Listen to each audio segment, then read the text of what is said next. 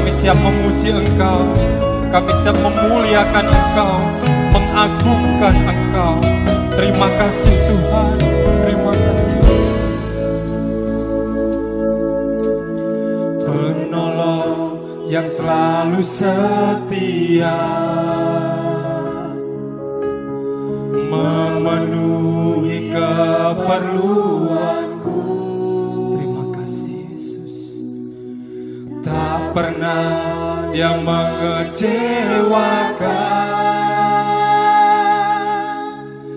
Yesusku tak pernah gagal. Segala perkara dapat ku tangguh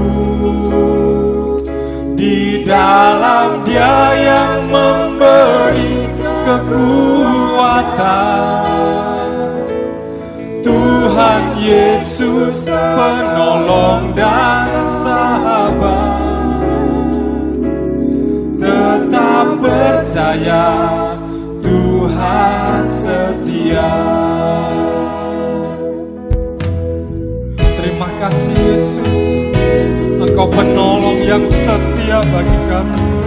Terima kasih Yesus, terima kasih Tuhan. Terima kasih Yesus, penolong yang selalu setia, memenuhi keperluanku. Tak pernah Dia mengecewakan. Yesusku tak pernah. Terima kasih Tuhan. Segala perkara dapat ku tangguh di dalam Dia yang memberi kekuatan. Tuhan Yesus penolong dan sahabat, tetap percaya Tuhan setia. Segala perkara dapat ku tangguh di dalam Dia yang memberi kekuatan. Tuhan Yesus penolong dan sahabat, tetap percaya Tuhan setia. Terima kasih Yesus.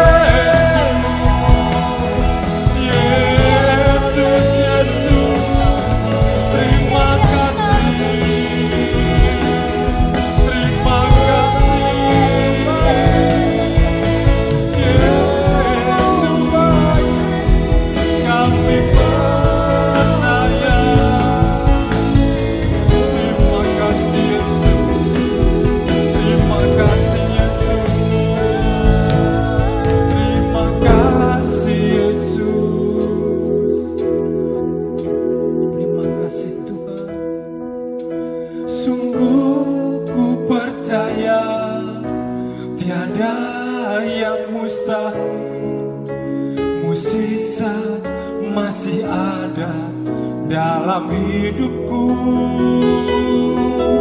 Sembuhkan sakitku, pulihkan jiwaku, mukjizat masih ada bagiku.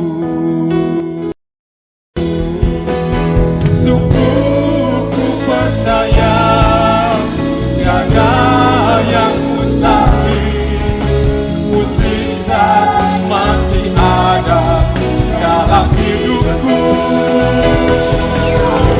Sembuhkan sakitku, pulihkan jiwaku, mukjizat masih ada bagiku. Terima kasih Tuhan, terima kasih Yesus. Tuhan, Engkau ajaib bagiku. Tak ada yang tak mungkin bagimu.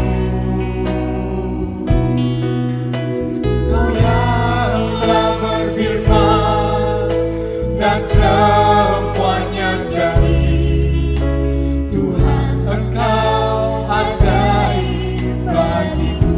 Tuhan, Engkau ajaib bagiku. Tak ada yang tak mungkin bagimu. Semua yang ku saksikan perbuatan tanganmu.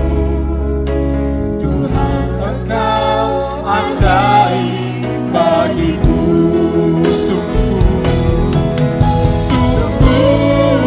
Percaya tiada yang mustahil, mukjizat masih ada dalam hidupku. Sembuhkan sakitku, pulihkan jiwaku, mukjizat masih ada bagiku.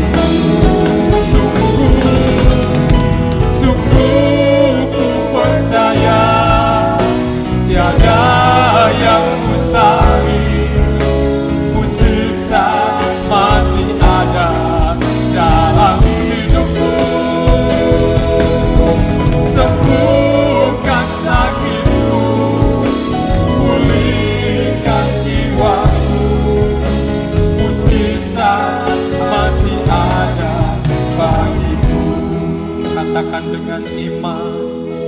Sungguh ku percaya tiada yang mustahil, mukjizat masih ada dalam hidupku.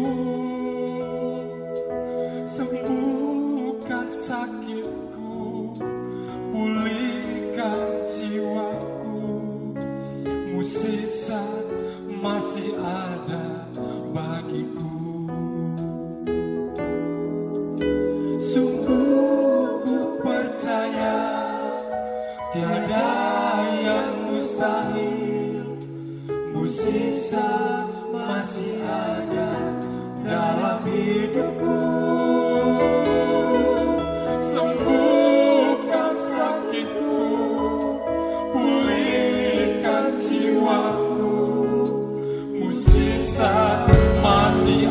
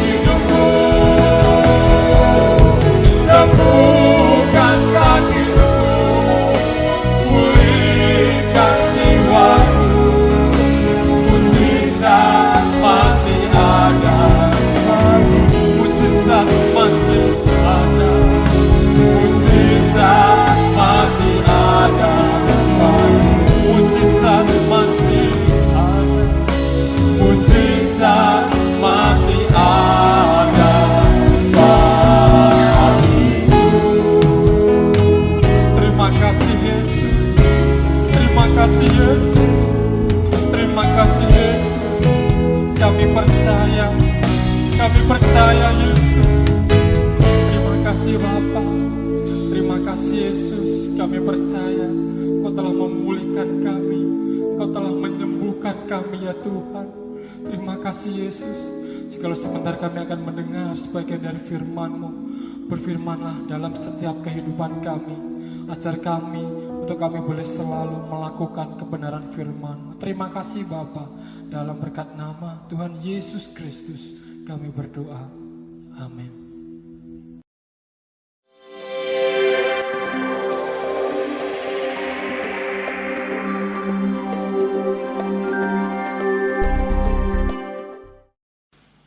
Shalom sahabat Manain dimanapun berada, salam sejahtera dalam kasih Tuhan Yesus Kristus.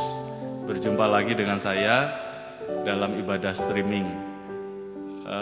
Doa saya dari tempat ini, Bapak Ibu dimanapun berada dalam keadaan sehat, dalam perlindungan Tuhan dan berkat-berkat Tuhan menyertai kita semua. Ada beberapa pengumuman sebelum kita masuk dalam kebenaran firman Tuhan. Yang pertama, ibadah streaming kita kali ini disertai dengan perjamuan suci. Bapak Ibu boleh siapkan tubuh dan darah Yesus, ya bisa roti dan juga anggur, atau kalau tidak ada anggur, teh juga bisa. Ya, kemudian yang kedua, telah dipanggil pulang Bapak Yanes Haryadi hari Kamis kemarin tanggal 30 April. Atas nama Ibu Gembala, Majelis Gereja dan staf Gembala, kami turut berduka cita dan doa kami Tuhan terus menghibur dan menguatkan keluarga Bu Wahyu, anak mantu cucu, ya Tuhan terus memberikan penghiburan kepada mereka semua. Kita masuk dalam kebenaran firman Tuhan kita yang terdapat dalam Injil Yohanes pasal yang ke-10. Injil Yohanes pasal 10. Saya bacakan buat Bapak Ibu semuanya di ayat yang ke-10. Saya baca dalam nama Tuhan Yesus Kristus. Pencuri datang hanya untuk mencuri dan membunuh dan membinasakan. Aku datang supaya mereka mempunyai hidup dan mempunyainya dalam segala kelimpahan. Nah, Bapak Ibu Saudara yang dikasih Tuhan, firman Tuhan pada ibadah ini saya akan memberikan judul umat Tuhan yang berkualitas. Kalau saudara perhatikan ini, ayat yang menulis adalah Yohanes, salah satu dari 12 murid Tuhan Yesus.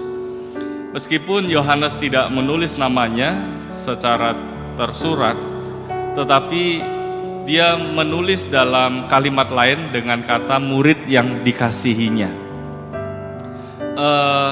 Injil Yohanes ini berbeda dengan Injil Matius, Markus, dan Injil Lukas. Nah, kalau Injil Matius, Markus, dan Lukas kita kenal dengan Injil sinopsis karena mempunyai sudut pandang yang sama.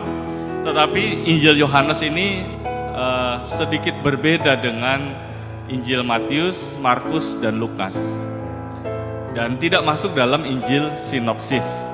Nah, ada beberapa perbedaan. Misalnya Injil Yohanes hanya mencatat 7 mujizat yang dilakukan oleh Tuhan Yesus.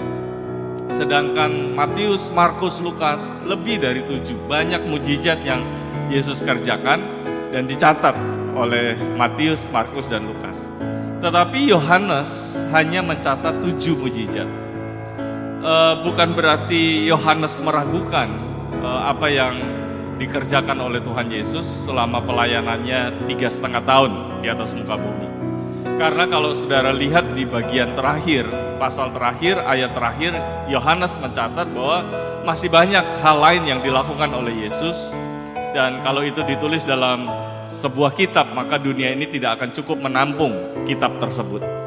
Jadi saudara dikasih Tuhan, Yohanes mengakui Yesus banyak melakukan perkara-perkara besar.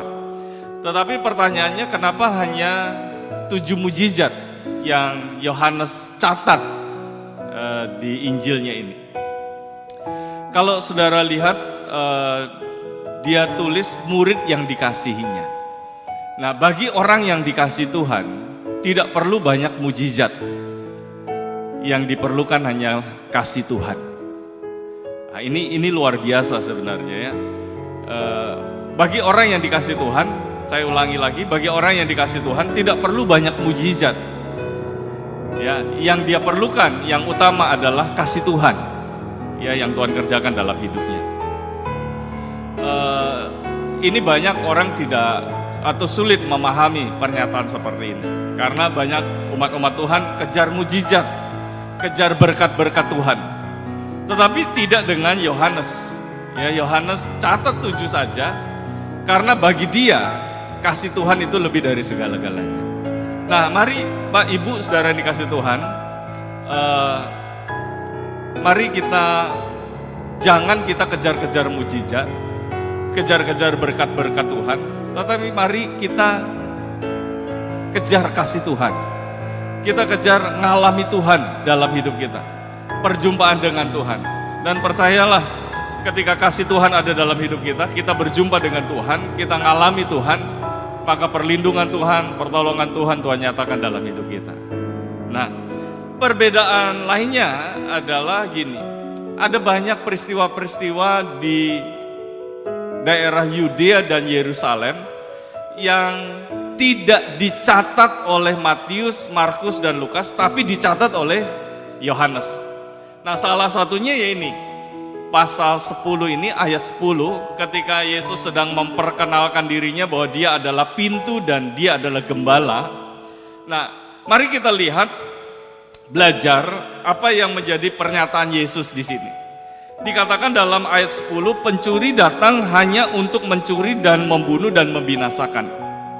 Aku datang supaya mereka mempunyai hidup dan mempunyai dalam segala kelimpahan. Aku datang supaya mereka mempunyai hidup dan mempunyainya dalam segala kelimpahan.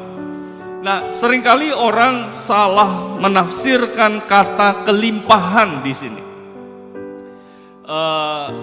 Dalam bahasa aslinya, kata kelimpahan di sini ditulis kata perisos.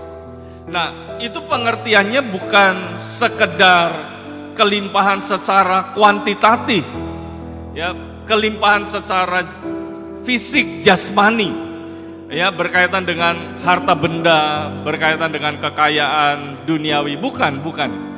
Tetapi kelimpahan di situ justru bicara lebih banyak tentang kualitas. Jadi perisos itu katakan seperti ini, aku datang supaya mereka mempunyai hidup dan mempunyainya dalam kualitas. Punya hidup yang berkualitas. Nah, itulah tujuannya sebenarnya Tuhan Yesus datang. Tujuannya supaya kita umat-umat Tuhan mempunyai hidup yang berkualitas. Jadi saudara yang dikasih Tuhan, ini penekanannya begitu penting, berkualitas. Jangankan bicara firman Tuhan di luar sana, dunia, bicara tentang kualitas itu sesuatu yang sangat penting. Bahkan di perusahaan atau di universitas ada bagian khusus penjamin mutu, penjamin kualitas, supaya barang-barang yang diproduksi, barang-barang yang keluar, dihasilkan, itu kualitasnya terjamin. Bahkan kalau boleh itu meningkat. Jadi saudara yang dikasih Tuhan, inilah bukti bahwa betapa pentingnya kualitas. Nah, Yesus jauh-jauh hari sudah bicara tentang kualitas. Aku datang supaya mereka mempunyai hidup dan mempunyai hidupnya itu dengan kualitas. Kita berkualitas. Amin, Pak Ibu. Jadi saudara yang dikasih Tuhan, mari kita jadi anak-anak Tuhan yang berkualitas. Kita menjadi istri yang berkualitas, menjadi suami yang berkualitas, pelayan Tuhan yang berkualitas, karyawan, apapun yang kita kerjakan di sana, pelajar, semuanya berkualitas. Nah, mari kita belajar dari seorang yang bernama Daniel. Coba saudara buka dulu Daniel pasal 10. Daniel pasal 10, saya baca buat Bapak Ibu, ayat yang ke-11. Daniel 10 ayat 11, katanya kepadaku, Daniel, engkau orang yang dikasihi, camkanlah firman yang kukatakan kepadamu dan berdirilah pada kakimu, sebab sekarang aku diutus kepadamu. Ketika hal ini dikatakannya kepadaku, berdirilah aku dengan gemetar. Nah, saudara perhatikan kalimat ini, Daniel, engkau orang yang dikasihi. Dalam terjemahan bahasa Indonesia ini, engkau orang yang dikasihi. Tapi kalau saudara bandingkan dengan terjemahan The Message, maka kata orang dikasihi ini ditulis a man of quality. Jadi orang yang berkualitas.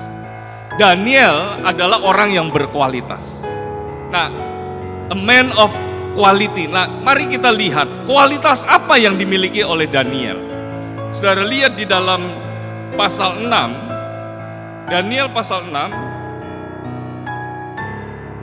Kalau saudara baca ayat 4 sampai ayat yang ke-6, maka saudara akan bisa bedakan ada dua kualitas yang dimiliki oleh Daniel. Yaitu kualitas yang ada di dalam dirinya, yang kedua kualitas yang ada di luar. Nah, kualitas yang ada di dalam itu apa? Coba lihat di ayat 4, dikatakan maka Daniel ini melebihi para pejabat tinggi dan para wakil raja itu karena ia mempunyai roh yang luar biasa. Ya, roh, R-nya huruf kecil, rohnya Daniel. Roh yang luar biasa. Di dalamnya begitu luar biasa. Orang bisa merasakan bahwa Daniel ini mempunyai roh yang luar biasa. Kemudian kalau saudara perhatikan yang masih berkaitan dengan di dalam, dilihat di dalam ayat yang ke-5 bagian B, sebab ia setia dan tidak ada didapati sesuatu kelalaian atau suatu kesalahan padanya. Jadi saudara, Daniel selain di dalamnya itu bagus, di dalamnya juga karakternya dia bagus. Ini bicara masih di dalamnya. Karakternya bagus. Alkitab mencatat ia setia, sebab ia setia, karakternya. Dan tidak dijumpai kelalaian atau kesalahan. Integritas ini soal. Masih di dalam, berkaitan di dalam. Kemudian yang ke-6 dikatakan bahwa kita tidak akan mendapat suatu alasan dakwaan terhadap Daniel ini kecuali dalam hal ibadahnya kepada Allah. Kita tahu Daniel, ibadahnya, hubungannya dengan Tuhan itu berkualitas. Ini masih bicara yang pertama di dalam. Jadi bicara di dalam, rohnya luar biasa. Yang kedua, karakternya bagus. Yang ketiga, hubungannya dengan Tuhan luar biasa. Kemudian yang kedua, bagian yang di luar, kalau saudara lihat di dalam ayat 5, kemudian para pejabat tinggi dan wakil raja itu mencari alasan dakwaan terhadap Daniel dalam hal pemerintahan. Tetapi mereka tidak mendapat alasan apapun atau sesuatu kesalahan. Saudara lihat, pekerjaannya, marketplace-nya, itu luar biasa. Berkualitas, tidak didapati sesuatu kesalahan. Ya, ada orang yang kerjaannya luar biasa, kalau kerja luar biasa tapi karakternya tidak bagus. Ya, ada orang di luarnya berkualitas tapi di dalamnya tidak berkualitas. Ya, orang kerjanya bagus, kemudian tapi karakternya tidak bagus. Hubungannya dengan Tuhan tidak bagus. Tapi ada juga orang yang hubungannya dengan Tuhan bagus tapi kerjaannya selalu tidak selesai. Ya, seringkali seperti itu. Tapi Daniel, bagian dalamnya dia bagus, berkualitas, bagian luarnya dia berkualitas. Di dalamnya rohnya luar biasa, karakternya bagus, integritasnya bagus, bangun hubungannya Tuhan juga bagus. Di luar kerjaannya tidak didapati satu kesalahan. Ini luar biasa orang. Ya, jarang. Nah, makanya saya berdoa saudara, kita menjadi Daniel di akhir zaman, umat-umat Tuhan yang berkualitas, baik di dalam maupun di luar. Hubungan kita dengan Tuhan berkualitas. Karakter kita dijumpai kita makin serupa dengan Tuhan, berkualitas. Tapi di luar sana kita juga dijumpai menjadi orang-orang yang berkualitas juga. Dalam bekerja kita berkualitas, menjadi istri yang berkualitas, suami yang berkualitas, menjadi pelayan Tuhan yang berkualitas. Jadi saudara yang dikasih Tuhan, ini yang dimiliki oleh Daniel. Dua sisi, semuanya bagus, semuanya berkualitas. Di dalamnya berkualitas, di luarnya berkualitas. Nah yang parah kan gini, udah kerjaan tidak berkualitas, karakternya juga tidak bagus. Nah itu parah. Ya, nah mari saudara, sahabat Mahanaim dimanapun berada, kita pengen punya kualitas seperti Daniel. Sebagai Daniel di akhir zaman, dimanapun kita berada, hubungan kita dengan Tuhan berkualitas, di dalam kita rohnya kita berkualitas, ya karakter kita bagus, berkualitas, dan kerjaan di luar, pelayanan kita di luar, tugas-tugas dalam rumah tangga, ya kita dijumpai menjadi orang-orang yang berkualitas. Nah, mari kita lihat, kenapa sampai Daniel berkualitas di segala sisi. Nah, ada 3 hal kunci. Coba lihat di dalam Daniel pasal pertama. Yang pertama, kenapa Daniel bisa berkualitas di segala sisi? Daniel pasal pertama ayat yang ke-8. Dikatakan seperti ini. Daniel berketetapan untuk tidak menajiskan dirinya dengan santapan raja dan dengan anggur yang biasa diminum raja. Dimintanyalah kepada pemimpin pegawai istana itu supaya ia tak usah menajiskan dirinya. Nah, saudara lihat, Daniel berketetapan untuk tidak menajiskan dirinya dengan santapan raja dan dengan anggur yang biasa diminum raja. Ini bukan masalah nggak boleh makan enak dan minum anggur, bukan. Tetapi yang terjadi adalah biasanya santapan untuk raja dan minuman untuk raja itu lebih dulu dipersembahkan kepada berhala. Apalagi ini Raja Nebukadnezar, ya, raja orang Kasdim, penyembah berhala. Jadi pasti dapat dipastikan sebelum itu disajikan kepada raja, mereka mempersembahkan dulu kepada berhala. Jadi ini bukan masalah makanannya nggak boleh enak atau minum anggur, bukan. Tetapi ini masalah makanan dan minuman raja itu dipersembahkan kepada berhala dulu, baru dikasih. Nah, Daniel mempunyai ketetapan di dalam ayat 8, Daniel berketetapan untuk tidak menajiskan diri dengan santapan dan minuman raja. Daniel punya ketetapan. Saudara, kata ketetapan dalam bahasa aslinya itu digambarkan dalam piktograf, ya. Digambarkan seperti sebuah pohon yang besar yang tertanam kuat di dalam tanah. Akarnya itu dalam. Dan itu susah untuk tumbang, susah untuk dicabut, susah untuk roboh. Nah, itu yang namanya berketetapan. Daniel mempunyai ketetapan bahwa hidup kudus itu sesuatu yang harus, sesuatu yang mutlak, tidak bisa ditawar-tawar. Daniel ini punya ketetapan, Daniel tidak mudah untuk ditawar, tidak mudah untuk dipengaruhi, tidak mudah untuk digoda, tidak mudah untuk dibujuk, ya, tidak mudah kompromi dengan hal-hal yang tidak berkenan dengan Tuhan. Nah, Daniel punya ketetapan seperti itu. Nah, mari Pak, Ibu, saudara yang dikasih Tuhan, kalau kita ingin menjadi orang-orang yang berkualitas, ya, menjadi orang-orang yang berkualitas, mari kita juga harus punya ketetapan. Ketetapan untuk hidup benar di hadapan Tuhan. Ketetapan untuk punya gaya hidup yang sesuai dengan firman Tuhan. Ketetapan tidak mudah digoyang, tidak mudah digoda, tidak mudah dipengaruhi, tidak mudah dibujuk, tidak mau kompromi dengan dosa. Ya, kita harus punya ketetapan. Ketetapan untuk menjaga mata kita, ketetapan untuk menjaga perkataan kita, ketetapan untuk menjaga pendengaran kita, menjaga pikiran kita. Kalau saudara lihat Ayub, dia punya syarat atas matanya. Di dalam Ayub pasal 31 ayat 1 dikatakan seperti ini. Ayub pasal 31 ayat yang pertama, aku telah menetapkan syarat bagi mataku, masakan aku memperhatikan anak darah, aku telah menetapkan, punya ketetapan atas matanya. Ya, begitu juga dengan ketetapan untuk menjaga perkataan kita, menjaga pendengaran kita, menjaga pikiran kita. Amsal juga katakan dalam Amsal pasal 4 ayat 23, di situ, jagalah hatimu dengan segala kewaspadaan, karena dari situlah terpancar kehidupan. Ketetapan untuk menjaga hati kita. Nah, mari Pak Ibu Saudara yang dikasih Tuhan, kalau kita ingin menjadi orang-orang yang berkualitas, anak Tuhan yang berkualitas, pelayan Tuhan yang berkualitas di hadapan Tuhan, menjadi istri yang berkualitas, suami yang berkualitas, mari Pak Ibu, kita bangun satu gaya hidup benar di hadapan Tuhan. Kita punya ketetapan, tidak mudah dibujuk, tidak mudah dipengaruhi, tidak mudah digoda, tidak mau kompromi dengan dosa.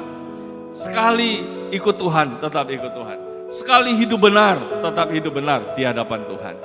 Nah, ini yang pertama yang dimiliki oleh Daniel. Kenapa dia menjadi orang-orang yang berkualitas? Nah, kembali lagi ke Daniel pasal yang pertama.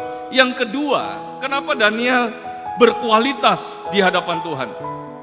Selain dia punya ketetapan, kalau saudara lihat di dalam pasal 1 ini, ayat yang ke-10. Tetapi berkatalah pemimpin pegawai istana itu kepada Daniel, aku takut kalau tuanku raja yang telah menetapkan makanan dan minumanmu berpendapat bahwa kamu kelihatannya kurang sehat daripada orang-orang muda lain yang sebaya dengan kamu. Sehingga karena kamu, aku dianggap bersalah oleh raja. Kemudian berkatalah Daniel kepada penjenang yang telah diangkat oleh pemimpin pegawai istana untuk mengawasi Daniel, Hanaya, Misael, dan Asaria. Adakanlah percobaan dengan hamba-hambamu ini selama 10 hari, dan biarlah kami diberikan sayur untuk dimakan dan air untuk diminum. Sesudah itu bandingkanlah perawakan kami dengan perawakan orang-orang muda yang makan dari santapan raja. Kemudian perlakukanlah hamba-hambamu ini sesuai dengan pendapatmu. Didengarkanlah permintaan mereka itu, lalu diadakanlah percobaan dengan mereka selama 10 hari dan seterusnya.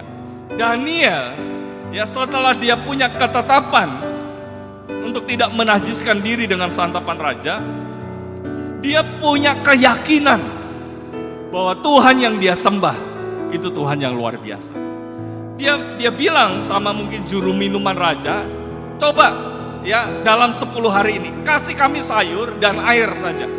Nanti lihat dalam 10 hari, lihat mana yang lebih segar, ya, mana yang lebih gemuk, ya. Jadi Daniel dia punya keyakinan bahwa Tuhan yang dia sembah itu Tuhan yang pasti memelihara kehidupan mereka.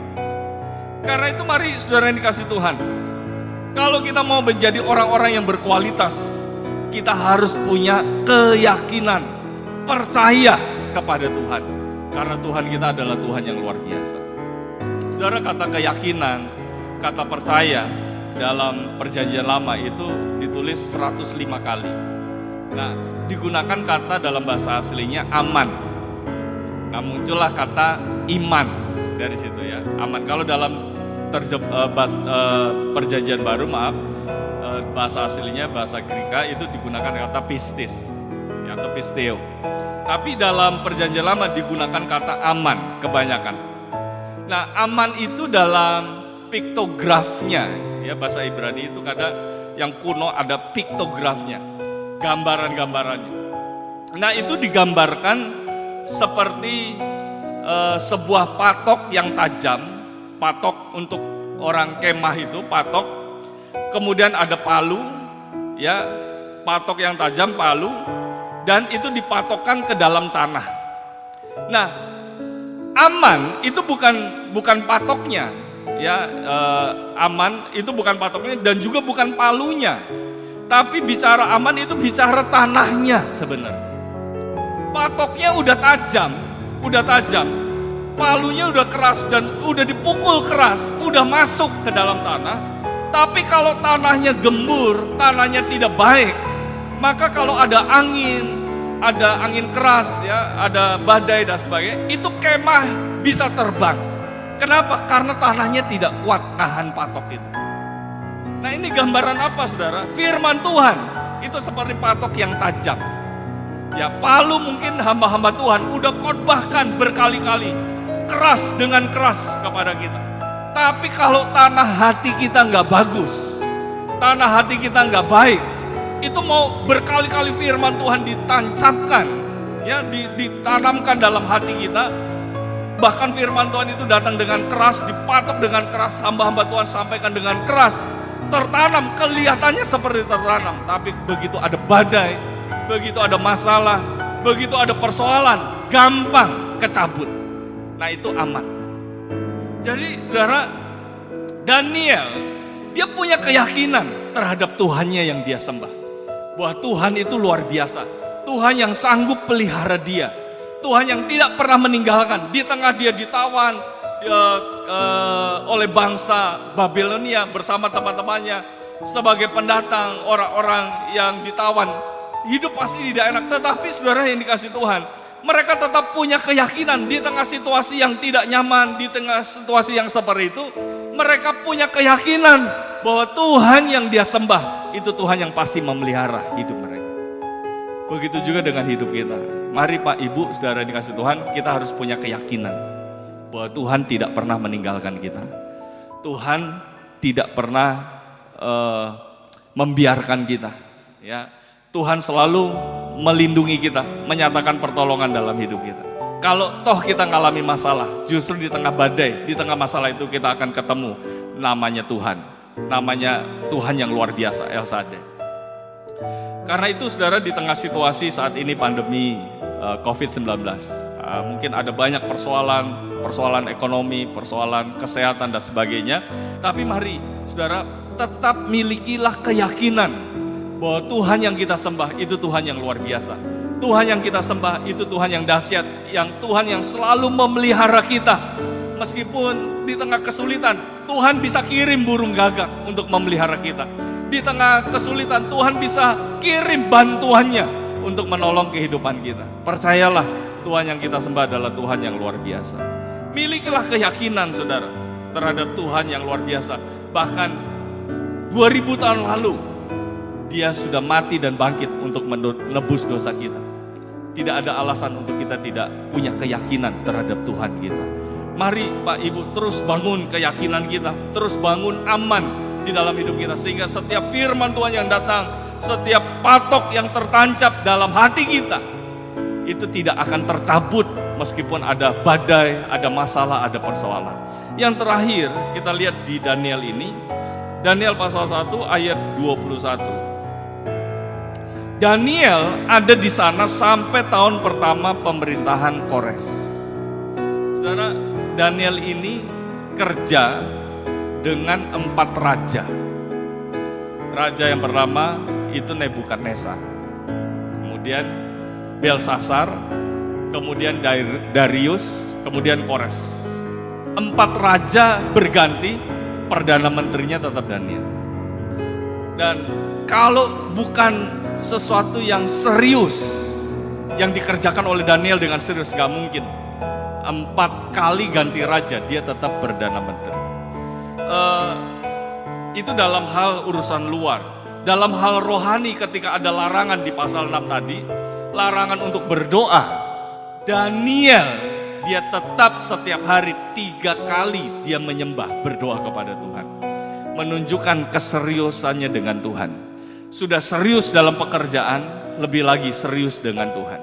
Kenapa Daniel bisa menjadi orang yang berkualitas? Karena dia jalani hidup ini dengan serius, tidak main-main. Banyak anak Tuhan bangun rumah tangga dengan main-main, ya, bangun usaha main-main, tidak serius. Melayani Tuhan main-main. Tetapi mari kita belajar dari Daniel, milikilah keseriusan dengan Tuhan, bangun hubungan dengan Tuhan dengan serius. Kalau Tuhan percayakan kita kerja di luar, kerjalah dengan serius. Kalau Tuhan percayakan kita bangun rumah tangga, bangunlah rumah tangga dengan serius. Jangan main-main. Ya, milikilah keseriusan. Kenapa Daniel menjadi orang yang berkualitas? Karena dia serius dengan Tuhannya, dengan pekerjaannya. Dia serius. Karena itu mari saudara yang dikasih Tuhan, saya berdoa dari tempat ini, kita jadi orang-orang yang berkualitas di hadapan Tuhan. Ya, kita menjadi orang-orang yang makin hari dijumpai oleh Tuhan makin berkualitas, makin berkualitas, makin berkualitas. Karena itu milikilah ketetapan hati untuk mempunyai gaya hidup benar di hadapan Tuhan. Milikilah keyakinan bahwa Tuhan selalu pelihara kita. Dan yang ketiga, milikilah keseriusan. Bangun hubungan dengan Tuhan dengan serius. Bangun rumah tanggamu dengan serius. Kerja dengan serius. Tuhan akan memberkati kita semua. Amin.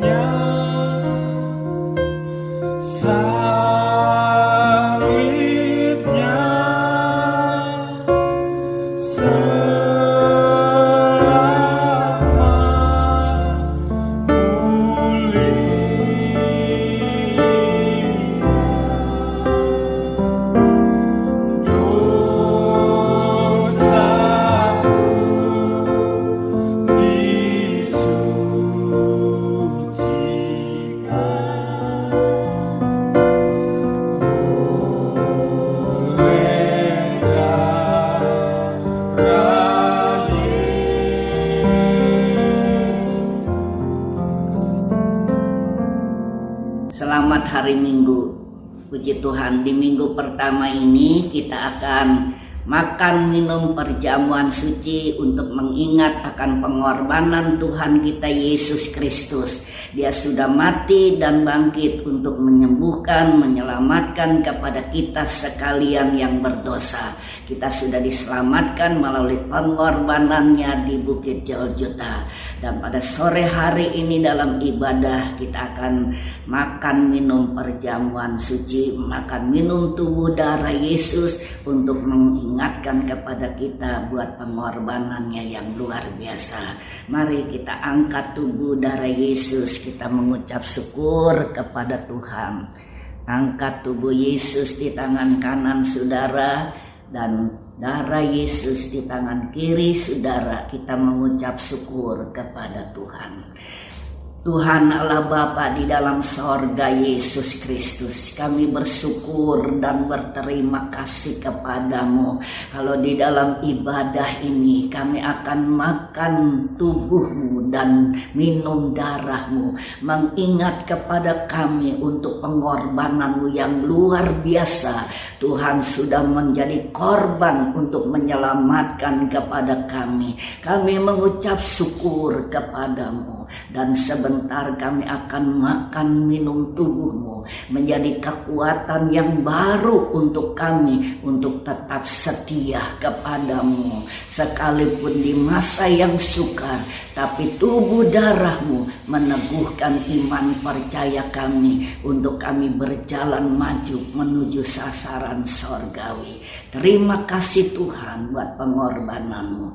Terima kasih Tuhan buat tubuh darahmu. Terima kasih Tuhan buat keselamatan yang Tuhan kerjakan. Kami mengucap syukur di dalam nama Tuhan Yesus Kristus. Kita akan makan sebentar tubuh dan darah Yesus. Angkat tubuh Yesus di tangan kanan saudara tinggi-tinggi dan dengarkan firman Tuhan. Saya bacakan firman Tuhan saudara-saudara, dan sebentar kita akan makan tubuh darah Yesus. Sebab apa yang telah kuteruskan kepadamu telah aku terima dari Tuhan, yaitu bahwa Tuhan Yesus pada malam waktu ia diserahkan mengambil roti, dan sesudah itu ia mengucap syukur atasnya. Ia memecah-mecahkannya dan berkata, inilah tubuhku yang diserahkan bagi kamu. Perbuatlah ini menjadi peringatan akan aku. Ini adalah tubuh tubuh Yesus yang sudah dipecah-pecahkannya untuk menyelamatkan kepada kita. Ini adalah tubuh Yesus yang menjadi makanan rohani buat kita untuk meneguhkan iman percaya kita. Ini adalah tubuh Yesus yang menjadi makanan yang menyegarkan jiwa kita. Mari kita makan dengan percaya di dalam nama Tuhan Yesus Kristus. Kita makan bersama.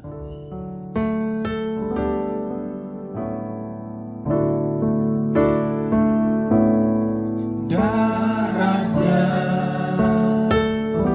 amat kuasa, sucikan dari dosa, lepaskan segala susah. Darahnya tebus saya.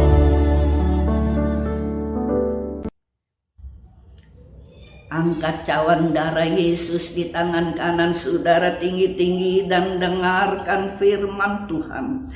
Demikian juga ia mengambil cawan sesudah makan, lalu berkata, cawan ini adalah perjanjian baru yang dimeteraikan oleh darahku. Perbuatlah ini setiap kali kamu meminumnya menjadi peringatan akan aku. Sebab setiap kali kamu makan roti ini dan minum cawan ini, kamu memberitakan kematian Tuhan sampai ia datang kembali. Ini adalah darah Yesus. Darah Yesus yang sudah ditumpahkannya untuk menyucikan dosa-dosa kita. Darah Yesus yang menyembuhkan segala sakit penyakit kita. Darah Yesus yang menjadi minuman rohani yang menyegarkan jiwa kita untuk kita berjalan maju terus menuju sasaran sorgawi. Mari kita minum dengan percaya, yang sakit disembuhkan, yang lemah dikuatkan, yang mengalami masalah Tuhan beri kemenangan. Kita minum dengan percaya di dalam nama Tuhan Yesus Kristus. Mari kita minum bersama.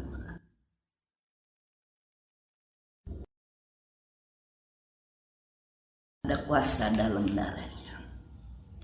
Ada kuasa dalam darahnya, darah domba Allah. Ada kuasa dalam darahnya, darah anak domba Allah.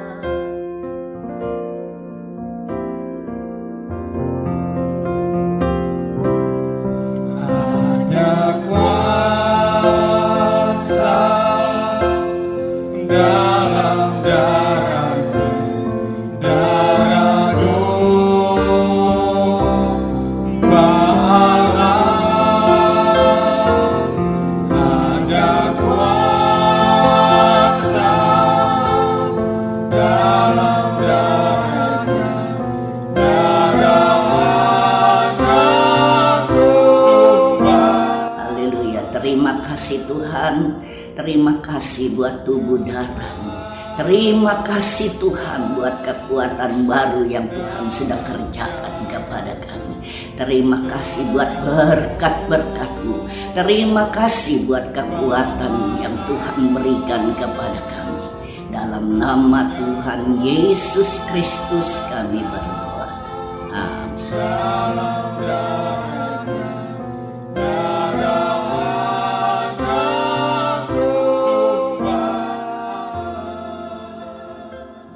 Mari kita berdoa. Bapa kami di dalam sorga yang kami panggil di dalam nama Tuhan Yesus Kristus. Terima kasih buat firman Tuhan yang datang kepada kami semua. Mengajar kami untuk menjadi anak-anak Tuhan yang makin hari makin berkualitas di hadapan Tuhan. Iman kami makin berkualitas. Pengiringan kami kepada Tuhan makin berkualitas. Hidup kami makin berkualitas. Itulah tujuan datang Tuhan. Tujuan Tuhan datang ke dalam dunia ini supaya kami punya hidup yang berkualitas. Karena itu Tuhan, bangun hidup kami untuk kami punya ketetapan untuk menjaga kekudusan, punya ketetapan untuk hidup benar di hadapan Tuhan. Ajar kami untuk terus punya keyakinan, percaya bahwa Tuhan yang kami sembah adalah Tuhan yang selalu memelihara kami, Tuhan yang tidak pernah meninggalkan kami, Tuhan yang tidak pernah membiarkan kami. Tangannya selalu memegang kami, memberikan kami kemenangan demi kemenangan. Ajar kami untuk kami serius dengan Tuhan. Ajar kami untuk kami punya hubungan yang serius dengan Tuhan. Kami tidak mau main-main lagi Tuhan. Terima kasih Tuhan, terima kasih. Kami berdoa Tuhan buat pemerintahan negara Indonesia ini, Bapak Presiden, Wakil Presiden, semua para kabinet menteri, kepala-kepala daerah yang ada. Tuhan, aparat keamanan, tenaga medis, tangan-tangan dokter yang menangani COVID-19 ini Tuhan, pandemi COVID. Tuhan, kami serahkan ke dalam tangan-Mu. Tuhan yang memelihara hidup mereka, Tuhan yang melindungi mereka, Tuhan yang memberikan hikmat kepada mereka semua untuk mereka boleh bersatu untuk menangani COVID ini sehingga wabah ini boleh lalu dari negara ini. Nama Tuhan dipermuliakan. Kami berdoa mungkin ada anak-anak-Mu yang saat ini mengalami virus ini Tuhan.